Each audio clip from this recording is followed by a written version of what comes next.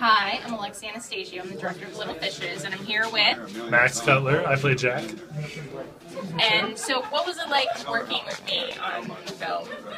There was no problem at all. We just wandered around the beach. We played with the script. We walked around and, just did the lines willy-nilly. We did the lines, and then we did the lines. We played with them. So it was great. And did you know you had the part when you auditioned? I kind of thought I had the part when I met you in the hotel, because I remember you saying that other guy was with me, that Marcus guy, and he said, "Oh, he would be great for a mumblecore film." You're like, "I know, I'm trying to give him the. I mean, he's got to audition, but I'm trying to tell him the thing." And I was like, "Oh, all right, okay, this will be fun." It was good that you nailed the audition too. Yeah. Oh, I had a lot of fun with that.